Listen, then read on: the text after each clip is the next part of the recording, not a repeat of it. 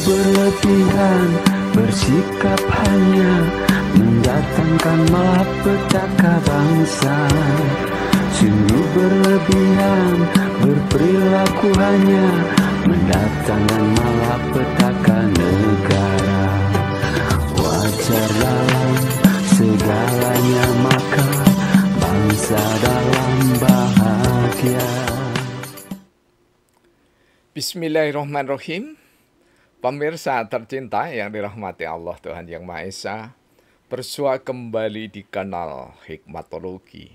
Monolog sederhana mengajak diri kita masing-masing berpikir kian melembut, cerdas, dewasa, bijaksanakan hati nurani, berdasar kitab suci agama kepercayaan yang kita yakini.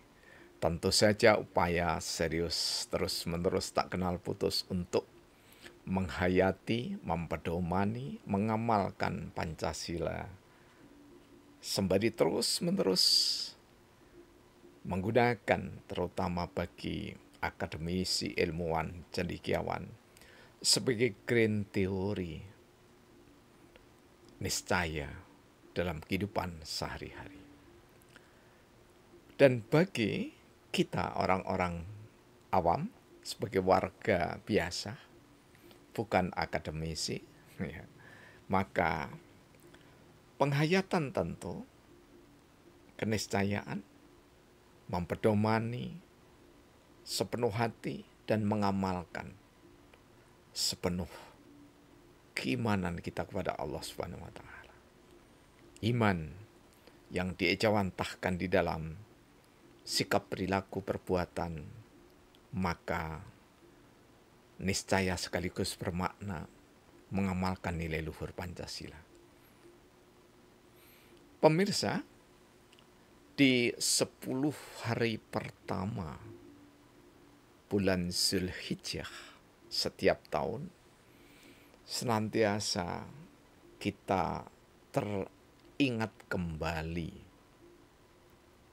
akan pesan Rasulullah Muhammad Sallallahu Alaihi Wasallam melalui berbagai jalur sanad, mulai dari Ibnu Abbas, Ibnu Umar, Jabir, kemudian Abu Hurairah, dan masih banyak lagi. Dan hadisnya mulai dari riwayat Imam Ahmad, kemudian sampai dengan Imam Bukhari.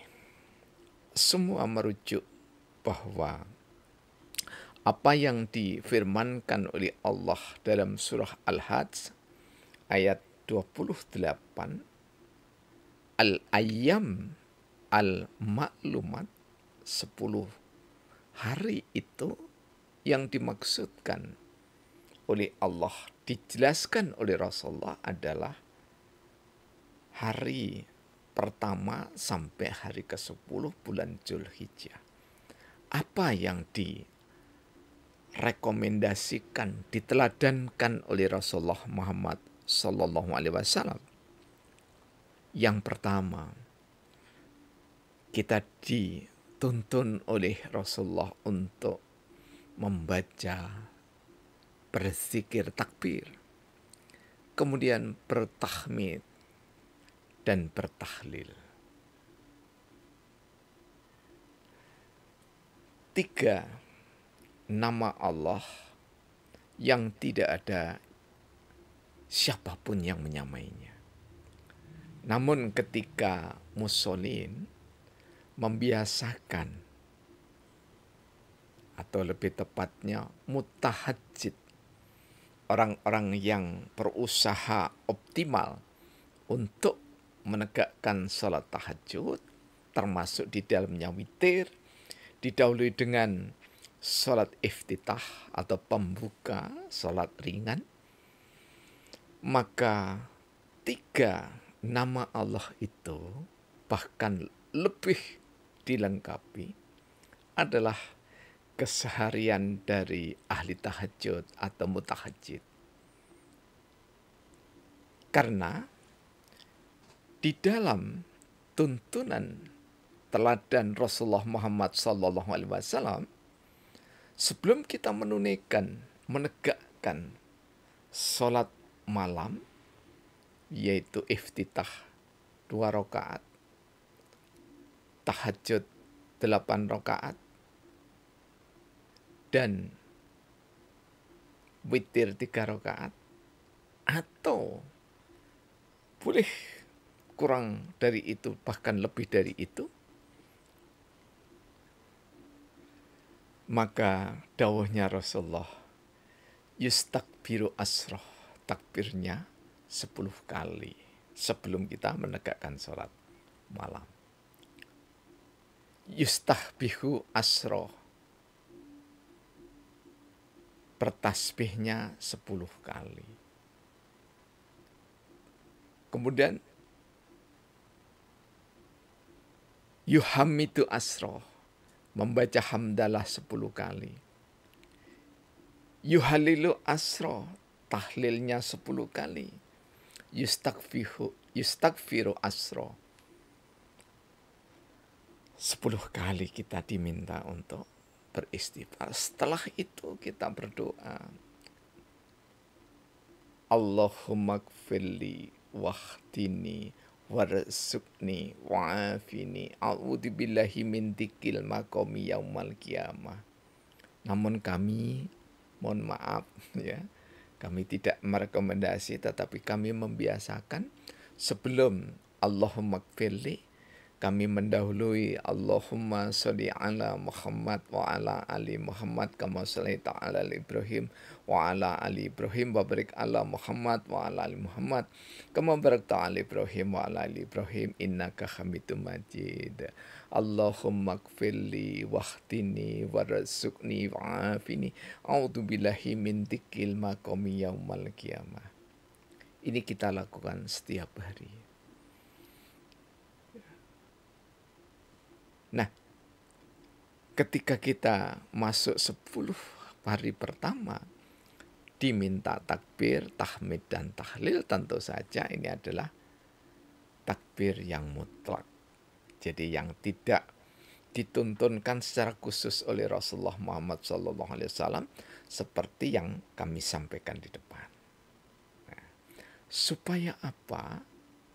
Di malam hari kita sendirian, mungkin membangunkan istri, boleh jadi membangunkan anak, ya. Maka saat awal kita sebelum menegakkan salatul lail, kita sudah mengakui Allah Maha Besar.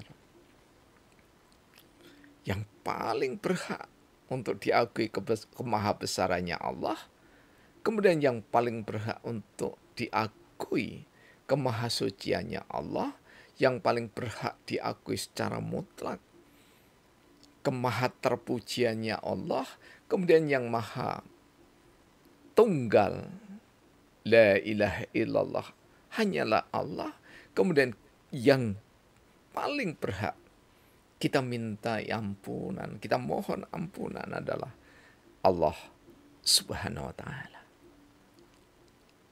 Jadi ibadah-ibadah tahunan ini kami melihatnya saling kait berkelindan, ya, antara ibadah-ibadah yang rutin kita lakukan. Jadi 10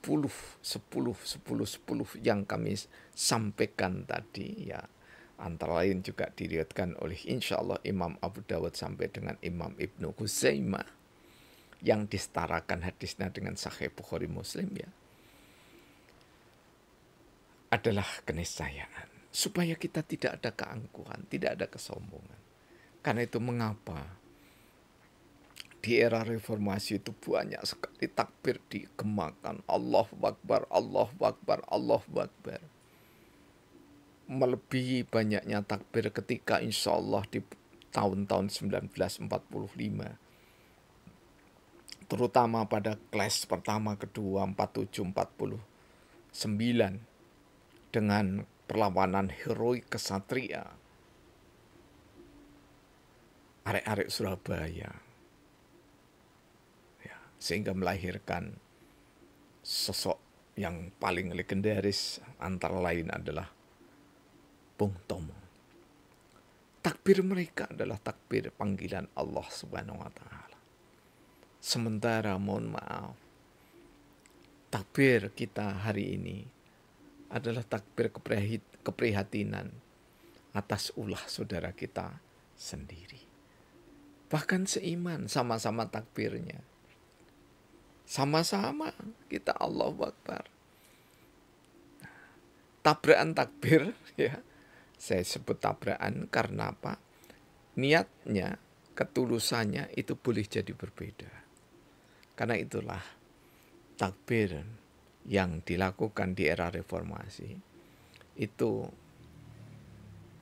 mohon maaf, bukan takbirnya yang kalah, tetapi ruh takbir yang ada di dalam jiwa kita itu kalah dengan ruh para pecundang, pengkhianat bangsa dan negara.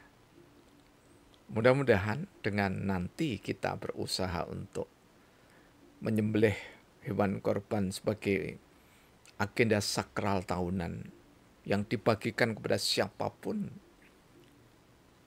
yang terdekat dengan masjid dan musola yang melaksanakan Idul Korban, maka Allah benar-benar mengabulkan. Bahwa ketika leher dipisahkan dari badannya dalam pengertian urat-urat utamanya, maka kita sedang menyembelih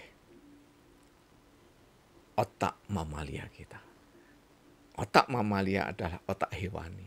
Dan otak hewani itu adalah siapa yang kuat, itulah yang menjadi pemenang. Sedangkan di negara Pancasila, siapa yang kuat, yang terkuat, menolong yang lemah dan yang paling lemah. Dan siapa yang di antara yang terkuat dan yang lemah, membantu yang terkuat menyalurkan harta benda dan kewenangannya kepada yang paling lemah, dan yang paling lemah nyengguyung turut serta mendukung program-program yang diancangkan, direncanakan oleh para pemimpin. Orang yang berani mengatakan Allahu Akbar, apalagi takbiratul ihram, Allahu Akbar pada saat, ya, Allahu Akbar pada saat sholat malam, maka harusnya keakuan egoisme kita benar-benar nyah, sehingga kita menjadi mukmin yang kafah. Kafah itu setiap hari, bukan hari ini kafah besok tidak, setiap hari, setiap saat. Semoga takbir kita, tahmid kita, tahlil kita mampu menjadi panduan untuk hidup di dunia lebih berguna, di akhirat lebih berhikmat, bermanfaat. Terima kasih. Semoga kita umat Islam khususnya mampu melaksanakan ibadah korban dengan baik, dengan segala keteladanan dari Nabiullah Ibrahim alaihissalam hingga disempurnakan Rasulullah Muhammad sallallahu alaihi wasallam. Mohon maaf, terima kasih atas segala dukungan Anda. Kiranya Allah senantiasa memberkahi kita semua. Alhamdulillahirabbil alamin.